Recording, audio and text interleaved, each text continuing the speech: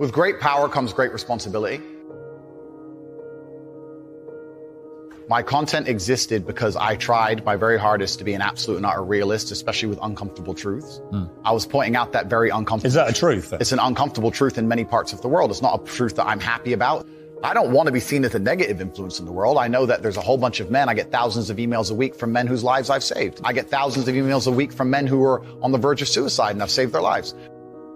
I believe in protecting and providing. I've been misunderstood. I don't want anybody to be offended by anything I say. I want to be a positive force in the world. I don't want anybody to hear what I say and make them feel bad about themselves.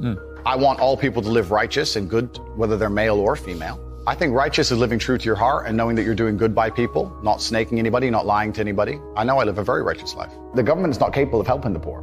And this is why it's so important as a person you take personal responsibility and understand you're living in a world where the matrix can be cracked. You can make a bunch of money, but you need to take responsibility and do it. I refuse to accept that there are people out there who cannot become happy, contented individuals. I refuse to accept we live in a world where God has created people who, no matter how hard they work and how good their life becomes, can't be happy. I don't accept that. I accept that the universe is a very giving place and that God loves all of us. And if you try your best and you work hard, you can become a better person. I'm telling the younger generation that if they don't get up and work hard and make sure that they're important, that the world's not going to give a shit about them. 99% of my content was aimed at men, telling them the truth, saying that as a man, you're born with no inherent value. You have to become important. You have to go through some pain or go through some suffering to make people care about you. Otherwise, you're not going to matter. As a dude, if you walk into the party and you've put no effort into your life, nobody gives a shit. Nobody cares about you. And every man out here knows. And one of the great things about the masculine journey and masculinity is that we've all lived a semi-similar story. It's kind of cool. Like, we've all been the teenager, gets heartbroken. We've all been unimportant. We've all like worked hard and then started to get some clout. And then we've all kind of lived the same kind of journey. So I say to everybody out there, yeah, if you don't follow that path and follow that journey and in one way or another get to the top, whether it's fighting, whether it's comedy, whether it's musician, whatever it is, if you're just going to stay somewhere near the bottom and then at the age of 44, email me saying I'm depressed, well, of course you're depressed. Loser. Yeah. But that was your choice because you have to build yourself as a man. And if you decide not to build yourself, then your life's going to suck. My main message is to resist the slave mind, to understand that every single thing you're being told has an agenda behind it or you wouldn't be told it otherwise, to examine every strongly held belief you have and try and identify where it comes from and why you have it. I sit and argue with people, I discuss things with people, and they so fervently believe a point. And I say, why do you believe that so much? Like, do you have personal experience? No, but I saw the news. The news told you X, and now you are desperate. You will sit here for hours arguing that point. A lot of people are completely empty vessels ready to be programmed. And I try and tell people, listen, to just stop for a second and understand that the things they're telling you to believe are not necessarily for your benefit.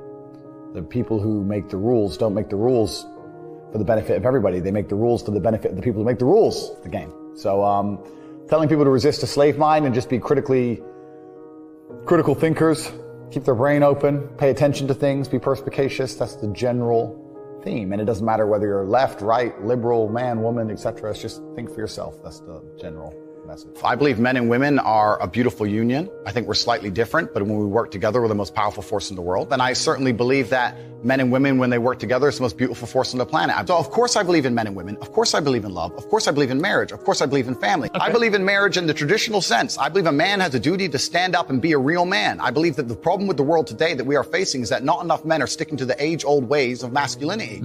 I believe that me standing up and saying a man must protect a woman and provide for her, so he needs to make sure that she's safe. He needs a degree of authority. I believe women are sovereign individuals and they can make any choice they so desire. I think that it's important that we remember that a man has a duty. I think I certainly in my relationship have a financial responsibility to provide for my woman. My woman would never have to work unless she wanted to because I'm the kind of person who works hard enough. And I'll make another point that needs to be said. The number of women who have stood up and stuck up for me is ignored. Thousands of women are making videos saying, I've met Andrew Tate, he's such a nice guy. I wish I had a man like Andrew Tate who felt responsible to protect and provide for me. You know what? I do belong to my husband. That's why I married him and I love him. We ignore the thousands of women who stood up and stood by me and said everything I said is true. This is that there's a large contingent of men who still want to make money, go to the gym, be strong, drive a fast car, be traditionally masculine, and don't want to be shamed for that. And I believe that feeling depressed is real. I don't believe depression as a clinical disease is real. No. I think PTSD is very real. Unfortunately, I have some friends who suffer from that. I know that feeling depressed is real. I believe that the number one power you have against these things are trying to take control of your own mind and affecting your own life. I believe that it's not healthy to hand over all your power and believe that depression is an outside disease that you can't affect. I know that when I've had difficult periods in my life, and also many of my friends, like I've said, suffer from PTSD and been through terrible things. I've lived a very difficult life, and I know people who have, that the things that made them feel better is when they woke up and said, you know what, I'm not going to allow this to damage me anymore. I'm going to take responsibility. I'm going to get up and I'm going to fight this as hard as I can. If someone comes to me and says, I'm clinically depressed, or I feel very, very sad, I would say the first thing you need to do is stop accepting the identity of a clinically depressed person. Stop accepting you have no control over this. And what you need to do is stop identifying that way, and let's work together to try and fight against it. A lot of people who are clinically depressed are suffering with something in their life, and if you fix the problem in their life, perhaps they won't feel depressed anymore. The thousands of people who have emailed me saying, my doctor told me I was clinically depressed and it's a disease that I have got in my brain and I can't be fixed. And I started listening to you and I realized that that's not the case and I can fix my own life, and you're the only person who has ever helped me. I believe feeling depressed is real. I do not believe it's a disease that you catch from the sky and you cannot affect. I believe that no matter what happens, I believe you have control of your own mind and you can fight against it. I believe if you change your circumstances in your life, you may feel different. I'll give you a quick example. I had a guy who emailed me saying he was clinically depressed and he was going to kill himself. I obviously am not a psychiatrist, I'm not a doctor. I told him, because I replied to my emails. I said, have you been to a psychiatrist? He said, yes, I'm clinically depressed. I've been on these pills, this amount of time. I'm on antidepressants, it doesn't work. I said, I don't know what to say to you besides this. And he said he lost his girlfriend, that's why I became clinically depressed. I said, listen, go to the gym, get a six-pack first. Once you've got a six-pack, email me again. If you still feel like killing yourself, I don't know what else to say to you. But I'd say, strong body is a strong mind, go train.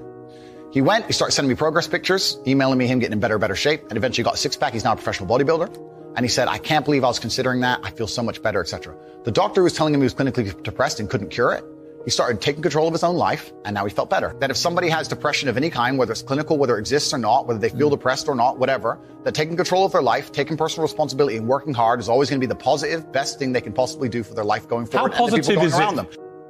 Of course, money can't buy happiness. I agree. But money is the third most important thing in the world. First is your health, because you have nothing if you're going to die. Second is your relationships, because you need love and family. That matters the most. But money can buy everything else. So money's the third most important thing. The average people come to me and say, what do I do? I'm just the average guy. And my only answer is stop being the average guy. It's my only answer. You can't just be the average guy anymore. The idea from the 1950s that you can just be the normal, average, law-abiding, hard-working citizen and you'll have a good life is gone. Any man out here who goes, I'm just going to work hard, do my bit, and obey the laws, and I'll have a good life. No, you won't. No, you will not. Just doing your job is never going to make you rich, because you're just going to be taxed into infinity and you're going to stay broke. So just obeying laws and doing your job now has set you up to be a peon and a slave for eternity.